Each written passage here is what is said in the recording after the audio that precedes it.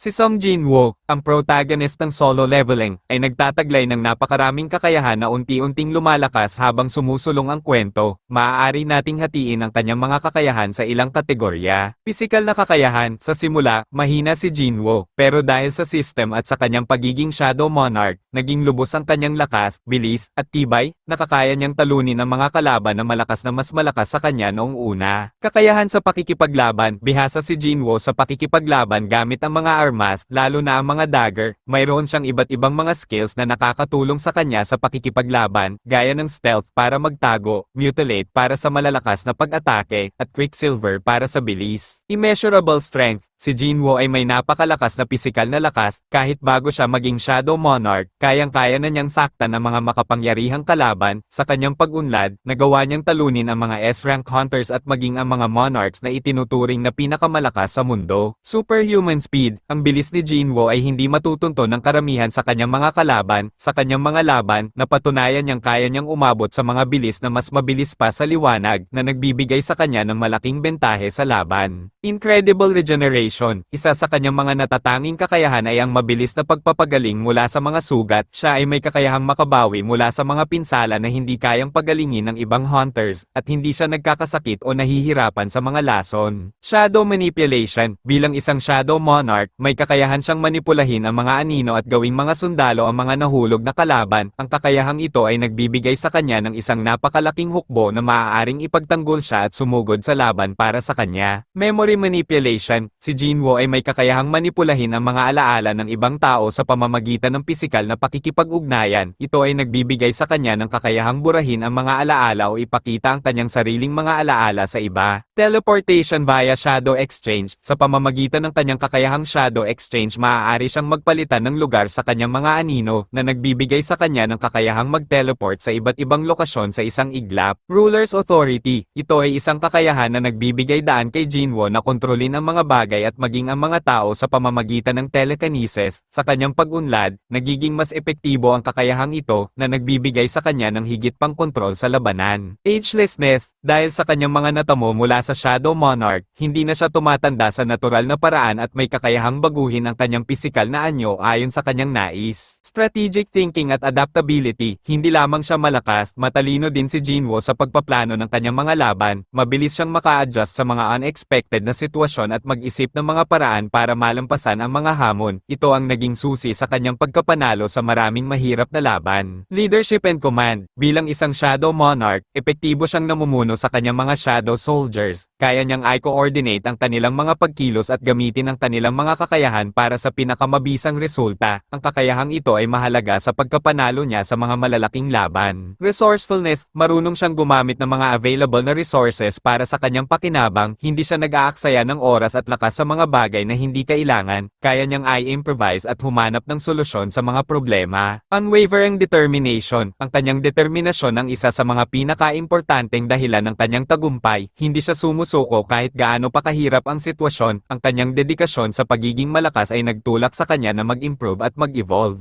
Enhanced senses, ipinapakita sa kwento na mayroon siyang enhanced senses, lalo na sa pagtukoy ng mga kalaban at pag-monitor ng kanyang kapaligiran. Ito ay nagbibigay sa kanya ng advantage sa labanan. Ang mga kakayahang ito ay nagpapakita kung gaano siya kalakas at kung paano siya umunlad mula sa pagiging pinakamahina patungo sa pinakamalakas na hunter sa kanyang mundo.